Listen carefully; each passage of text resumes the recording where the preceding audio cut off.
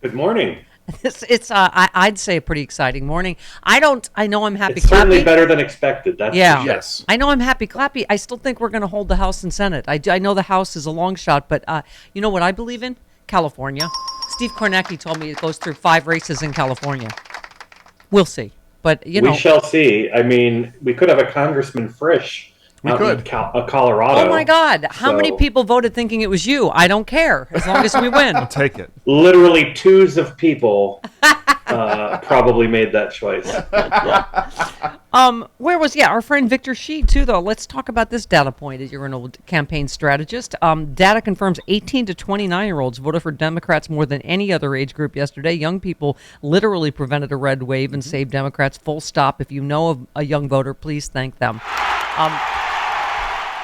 I must be, as former campaign strategist and a school board member, that's got to really make you happy this morning. I mean, it's great, and it's also difficult to gauge, right? How do you poll people who don't answer the phone? Right. And so I think that's something the party's going to have to grapple with in the months and years ahead, is how to show that we're worthy of these votes, because people will not continue to show up if we're not delivering for them, right? Right. And so I think the student loan forgiveness was a down payment on that commitment. The president's comments about marijuana legalization are a down payment on that commitment, but there's a lot more that needs to be done. And then making sure that they know that they're welcome here, because a lot of young people do not identify themselves as Democrats. They identify themselves as liberals or progressives, but they're not necessarily tied to a party. So making sure that they know that they're welcome here, and let's elevate the voice of that Gen Z congressman out in Florida. Yeah, do we have him? Frost, right? Malcolm Frost. Oh my God, how exciting. Right. Can you imagine you're 25, get a Yes. call from the president? Here he is. Well, the president brought up, when he was elected to the Senate, he was actually too young to be sworn in, and just, a few days before, on his birthday, was able to go in, and he asked me if it was the same situation. I said, no, Mr. President, you have me beat on that. I'm already old enough to be sworn in on January 3rd, and so it was great to talk with him, and, he was elected at a very young age, too, and so he understands that experience. And, Carl, you remember you and I marched together in D.C., March for Our Right. Lives, and he was one of the organizers. And I've always been so inspired and impressed by those kids. Very impressive, and I think we're going to be in good hands. Yeah. But again, what this all came down to was not believing the hype, right? Yeah. It's only a matter of time before we start seeing the navel gazing. What's interesting to me is that, when the media's been off before, they've been able to blame it on polling and everything else. Part of this has to be blamed on their inability to break from this idea that precedented matters anymore. Yeah. Right. Thank you. We live in unprecedented times, and the quicker we come to grips with that having implications on how elections are determined, and that the things we've become accustomed to over 40 or 50 years happening whenever a Democratic president is in their first term aren't necessarily going to happen. I think especially when the Democratic president has been so effective. I think Trump broke the phrase unprecedented about Yeah. even before he Right. got in. So, yeah, we can maybe dispense with that word because it's all unprecedented. I mean, which I love. I think it's Black Knight tweeted, I love knowing that Trump thinks he needs to announce his 2024 candidacy as soon as possible to avoid prison, but the GOP needs him to STFU or they'll lose the Georgia runoff. This should be fun. You already have, do we have, give me 17, Kayleigh McEnany, Oh my God, Kayla. among others. This is just glorious to me. Here she is. And let me just say this, every ounce of Republican energy, every last ounce needs to go into that Georgia race because it could potentially be what makes or breaks the Senate, getting Herschel Walker over the finish line. I know there's a temptation to start talking about 2024. No. 2022 is not over. Great point. Every Republican energy needs to go to grinding the Biden agenda to a halt. And that could go straight through the state of Georgia on Great December point. Does 6th. that include Trump? I think he needs to put it on pause. Absolutely. Look, he'll make that decision. He'll make his own decision. But Does he go to if I'm Georgia? advising any contender, DeSantis, Trump, whomever, no one announces 2024 until we get through December 6th. Fortunately for her, and also who was Jason Miller also said he's going to tell him because he, as you know, historically takes advice so well, Carl. I mean, She literally just said they want to help get Herschel Walker across the finish line. They can't even help him get across the first line of a speech. Yes. I don't think that the advice is going to land well with the president. He likes to do the opposite of what he's told. Yeah. Would you like to hear the latest statement from the office of the? When was this? Late Not last really, night. but I'll indulge you. This would be late last night on Truth Social. Okay. Incredible how dishonest the fake news media is. The failing New York Times has gone crazy. So many of the people I endorsed went on to victory on Tuesday night. Nobody was even close. And they literally made up a story, refusing to write the facts and only quoting enemies and losers. Almost all the people I endorsed won. Yet, What? Not the important ones. yet, if you read the story from the two Trump-hating writers who only do as they're told, you would not even recognize the truth. They truly are the enemy of the people, in all caps. So that part, is regulating his emotion, as you would expect. You need the Xanax. Man, that's a whole lot of stupid. Yeah.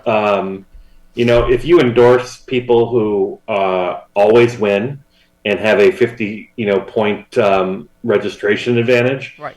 don't tell me you're going to use them to assuage any criticism for how well or poorly your endorsement did for people who were actually in contentious races. Yeah.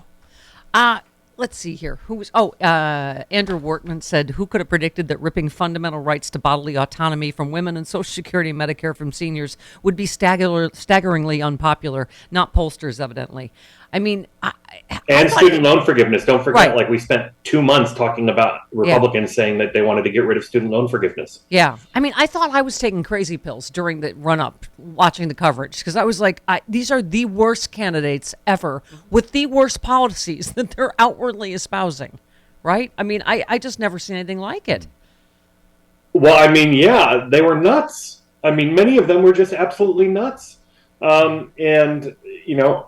I don't think you were taking crazy pills because that would imply that we've got a serious addiction here because I don't think it's going to change anytime soon. Right. We're going to continue to see these kinds of people because while it's difficult for them to get across, to borrow from Kaylee, the finish line in a general election, it doesn't take much to pull one over on the Republican base that votes in a primary. Yeah. So we're going to continue to have lots of people like this, and they will continue to get angrier when they don't get elected in a general election.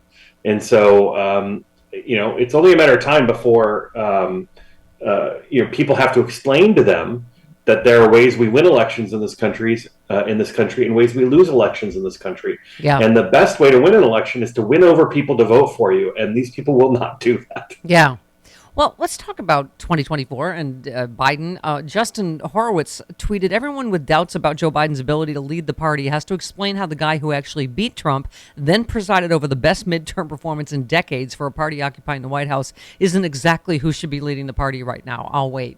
I mean, he clearly said yesterday in taking a victory lap that he's going to run. What? Right. Yeah, go ahead. Well, I mean, and what clown car, craziness are we going to see on the other side? And that's going to be the comparison that people watch for months, right? They're going to see whatever happens on the right, with Trump and with the other cast of the seven dwarves who want to take his place. While, this president, the president who's delivered many of the things that he said he was going to do, and presided over this midterm election, slow and steady. So I think that's going to be quite a comparison for people to be watching. Yeah. I also, I think the gerrymandering, it really was so extraordinary when you look at it. Andrew Wertman said, "If you understand the way Republicans rigged the entire system down to literally drawing district lines around the voters they need to stay in office when it comes to the House, this is just incredible, and Democrats could still win." I mean, we're still, it's a possibility. Well, we still are, we're still surface level in our analysis here.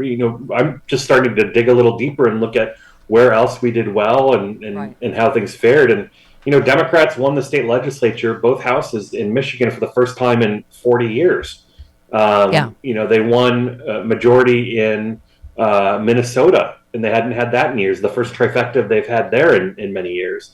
They won the state house in Pennsylvania for the first time in decades. Well, right. So, yeah, I mean, anywhere you look, where's the what do you call it? there were a total of 5 ballot measures to protect reproductive freedom and access to abortion. All 5 of them won.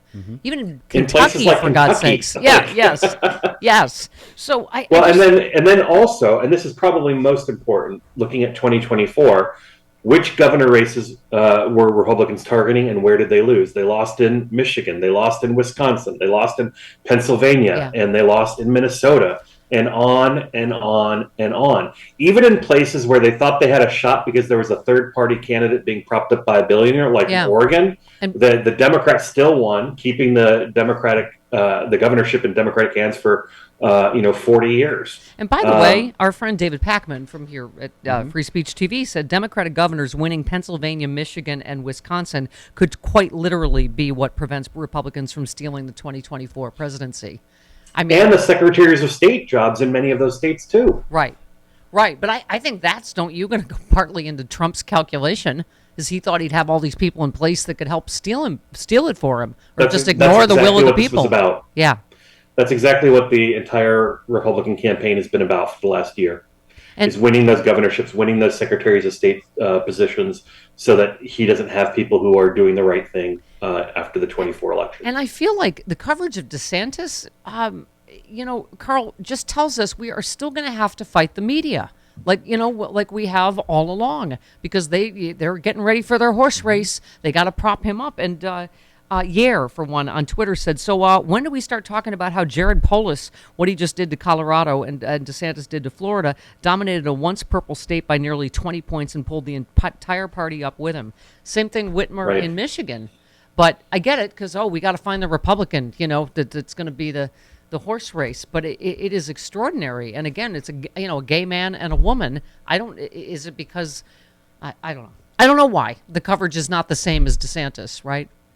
Yeah, well, one of these things is not like the others, and I think part of it plays into the media's want to have drama with Trump, so they see that they can play into that, I will love to hear the media sending people out to Florida to cover why some people are voting against their best interest, but I think what we're going to be treated to is the media going out there to figure out why Democrats just can't connect with white people. Yeah.